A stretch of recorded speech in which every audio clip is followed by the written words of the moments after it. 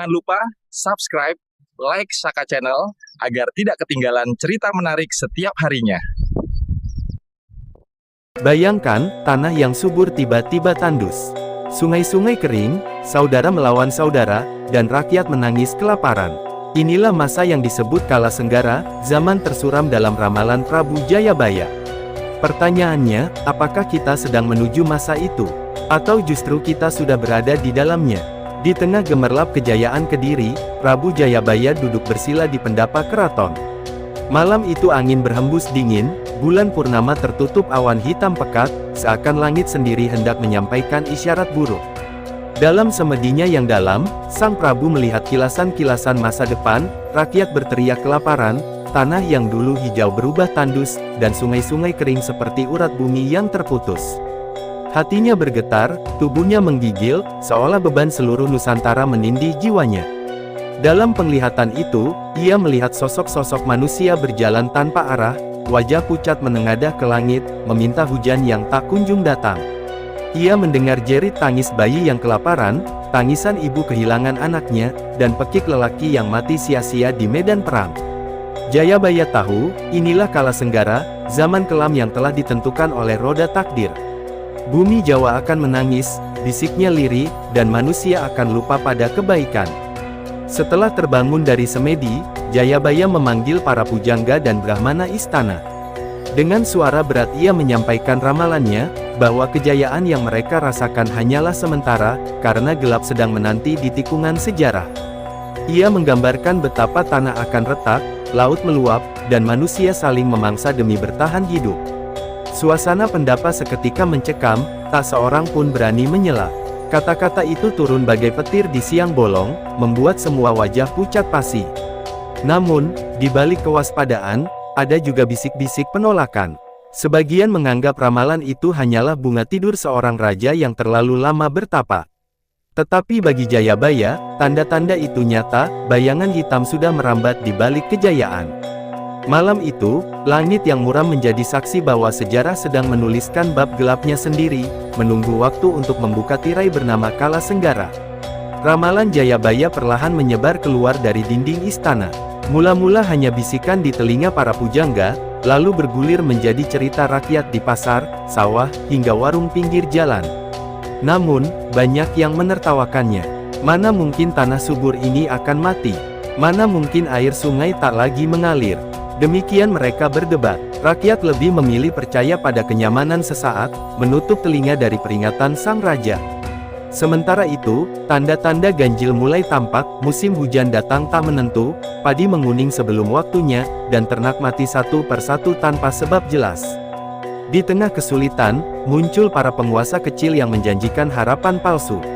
Mereka berteriak lantang, "Ikuti aku, maka hidupmu akan sejahtera." Rakyat yang panik pun berbondong-bondong menyerahkan diri, harta, bahkan keyakinannya kepada para pemimpin palsu itu. Janji manis berubah jadi belenggu, pajak mencekik, kerja paksa merajalela, dan siapapun yang menolak akan dihukum tanpa ampun. Rakyat diperdaya oleh kata-kata, dibutakan oleh kerakusan penguasa. Dalam ramalannya, Jayabaya sudah menyebut bahwa manusia akan lebih percaya pada pembohong daripada pada kebenaran.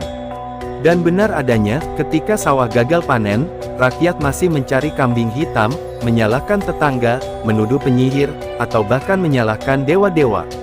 Mereka lupa bahwa penyebab sejati adalah keserakahan manusia sendiri. Hati yang buta membuat mereka mudah digiring bagaikan kerbau ke lumpur. Di balik semua kegaduhan itu, langit semakin muram. Angin kering berhembus dari timur, membawa debu yang menutup matahari. Lahan retak, sumur-sumur mengering, dan penyakit mulai menjalar dari satu desa ke desa lain. Namun, rakyat masih sibuk saling menipu dan saling memangsa. Inilah permulaan dari Kala Senggara yang nyata, zaman ketika manusia sendiri menjadi musuh terbesar bagi bangsanya. Ramalan Jayabaya akhirnya menjadi kenyataan. Kala Senggara benar-benar tiba, dan bumi Jawa menangis dalam jeritan panjang. Perang saudara pecah di segala penjuru, saudara melawan saudara, anak menghunus keris pada bapaknya sendiri, darah mengalir di jalan-jalan. Api perang membakar sawah dan lumbung, sehingga tidak ada lagi tempat rakyat menaruh harapan. Pedang dan tombak menjadi hukum, sementara kasih sayang terkubur di bawah abu kebencian. Alam pun murka. Gunung meletus menghembuskan awan panas yang melahap desa, sungai meluap menenggelamkan perkampungan, dan angin badai merobohkan rumah-rumah rakyat miskin. Seakan jagat raya bersekongkol dengan kegelapan untuk menguji manusia. Di pasar, mayat-mayat bergelimpangan bercampur dengan sisa makanan busuk, sementara wabah menjalar, merenggut nyawa tanpa pandang bulu. Tangisan bayi bercampur pekik orang sekarat, menjadi simfoni memilukan zaman kelam. Di tengah hiruk-pikuk itu, manusia kehilangan nurani. Orang-orang merampas makanan dari tangan anak kecil, tetangga membakar rumah tetangganya, dan janji persaudaraan hancur bagai abu diterpa angin. Kepercayaan tak lagi berarti, sumpah setia jadi bahan tertawaan. Mereka yang berkuasa hidup di atas tumpukan mayat, sementara rakyat jelata terpuruk dalam kesengsaraan. Inilah puncak Kalasenggara, masa di mana manusia menjadi serigala bagi manusia lainnya. Namun jauh di dalam kegelapan, segelintir orang masih mengingat pesan Jayabaya. Mereka bersembunyi di gua, di balik hutan, menjaga sisa-sisa naskah dan doa. Meski kecil, bara harapan itu tetap menyala, menunggu saat ketika malam panjang berakhir. Mereka percaya, sebagaimana ramalan Sang Prabu, setelah badai kelam ini akan terbit cahaya yang memulihkan bumi Jawa. Di balik kabut penderitaan, ramalan Jayabaya masih menyimpan secercah cahaya. Ia pernah berkata, setelah zaman kelam, akan lahir pemimpin adil bijaksana, Sang Ratu Adil, yang memulihkan bumi Jawa. Ucapan itu menjadi bisikan penghibur bagi mereka yang masih bertahan. Meski mata mereka basah oleh air mata, dalam hati terselip keyakinan bahwa malam panjang ini hanyalah jembatan menuju fajar yang baru. Ketika perang mulai mereda, dari reruntuhan desa dan sawah yang tandus, tumbuhlah tekad baru. Rakyat yang dahulu diperdaya mulai menyadari kesalahannya. Mereka bangkit, saling menggenggam tangan, membangun kembali pondok-pondok, menghidupkan ladang, dan merawat tanah dengan doa. Kesadaran ini tumbuh bukan dari harta atau kekuasaan, melainkan dari luka dan kehilangan yang sama-sama mereka tanggung. Dari kepedihan itulah lahir persaudaraan yang sejati. Lambat laun, bumi Jawa kembali bernapas. Hujan turun menyuburkan sawah, burung-burung berkicau di pepohonan, dan sungai yang kering mulai mengalirkan air jernih. Orang-orang percaya inilah pertanda ramalan Jayabaya mulai bergulir menuju terang.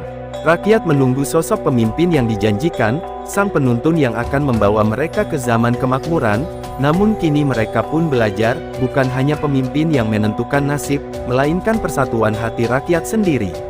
Kalasenggara berakhir bukan semata karena datangnya seorang tokoh, melainkan karena kesadaran manusia untuk kembali pada kebenaran. Pesan Jayabaya terus diingat, setiap kegelapan hanyalah jalan menuju cahaya. Dan sejak saat itu, ramalan Sang Prabu menjadi suluh abadi, pengingat bahwa di atas bumi Jawa, setegar apapun badai penderitaan, selalu akan ada janji fajar yang setia menanti di ujung malam. Kalasenggara hanyalah ujian, sebuah malam panjang yang menutup cahaya Nusantara. Namun, sebagaimana ramalan Jayabaya, gelap tak pernah abadi. Dari air mata rakyat, lahir harapan baru, dan dari reruntuhan, lahir janji akan fajar. Inilah pengingat bagi kita semua, sekuat apapun badai, sekelam apapun zaman, selalu ada cahaya yang menanti di ujung malam, sebab sejarah bukan hanya tentang penderitaan, tapi juga tentang kebangkitan.